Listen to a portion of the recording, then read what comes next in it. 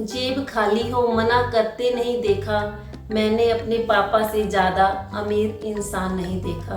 वाकई में ही माँ के ऊपर तो हमने बहुत सारी कहानियाँ सुनी होंगी, बहुत सारी फिल्म भी देखी होंगी, बहुत किताबें भी पढ़ी होंगी, लेकिन पापा की जो अहमियत है, अगर पास भी कुछ भी ना हो तब भी वो अपने बच्चों को किसी चीज़ के लिए मना नहीं करते हैं। एक छोटी सी कहानी के साथ, एक बार एक बच्चा जो है अपने पापा के साथ कॉलेज में पढ़ता है और अपने पापा के साथ अपने लिए बाइक की डिमांड करता है कि पापा मुझे आप बाइक ले दो, मैं अब कॉलेज पैदल नहीं जाऊंगा, मेरे सभी दोस्तों के पास बाइक है, मेरे सभी दोस्त जो हैं बाइक से कॉलेज आते हैं, मेरी तो बेइज्जती होती है, मुझे तो बस आप बाइक लेके दो।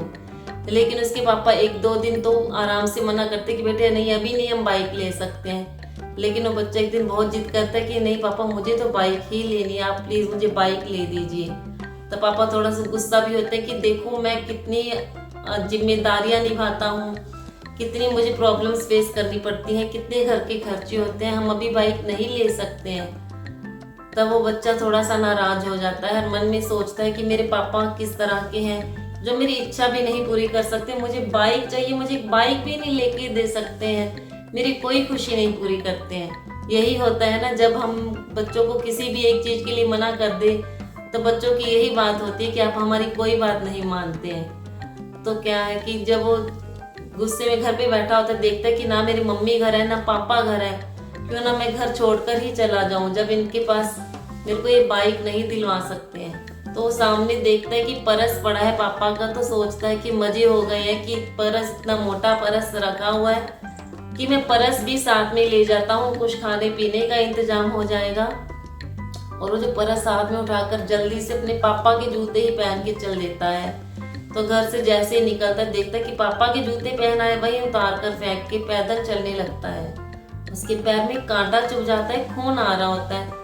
जब खून आ रहा होता है तब वह बच्चा सोचता है कि क्यों ना कुछ देर मैं यहाँ आराम करके बैठता हूँ, हॉस्पिटल जाऊंगा, मेरे पास तो पर्स भी है, पैसे भी है, मैं अपनी दवा लूंगा, उसके बाद कहीं और जाऊंगा। तो जैसे वो बैठता है, परस खोल कर देखता है कि कितने पैसे हैं उसमें। जैसे ही परस खोलता है, उसमें से सिर्फ 100 रुपए निकलते हैं। तो वो कहता है वाह पापा वाह, इतना मोटा परस रखते हो और जेब में सिर्फ 100 रुपए आपके, इससे तो कुछ भी नहीं होगा। और कागज देखो कितने भरे हैं।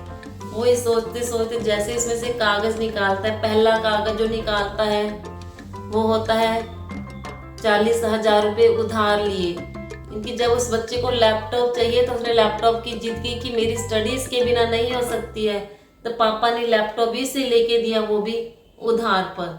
क्योंकि वो एक छोटी सी नौकरी करते थे तो थोड़ा थोड़ा पैसा करके लैपटॉप के पैसे उतार रहे थे।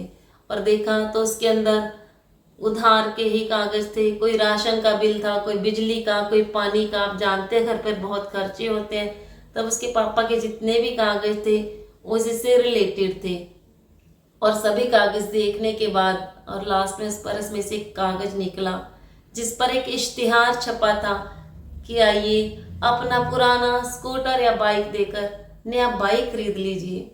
तो बच्चे को देखकर आंखों में आंसू आ गए कि मेरे जो पापा है मेरे लिए बाइक का इंतजाम करने गए हैं, अपना पुराना स्कूटर देकर, जिस स्कूटर से वो मुझे बचपन में स्कूल छोड़कर आते थे, ट्यूशन छोड़कर आते थे, जिस स्कूटर की सहायता से हमारे घर की जिम्मेदारियां चल रही हैं, वो स्कूटर देकर वो मेरे लिए आज बाइक खरीदने गए हैं।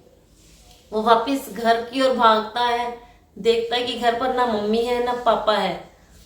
अब वो बच्चा देखता है कागज पर, इश्तिहार पर पता भी लिखा होता है कि कहाँ पर ये स्कूटर का जो सौदा करने गए मेरे पापा। तो वो जो पता पढ़कर उसी पते पर पहुंच जाता है। उसके पापा जो है बातचीत कर रहे होते हैं कि हम अपना स्कूटर बेचकर अपने बाइक खरीदना चाहते हैं।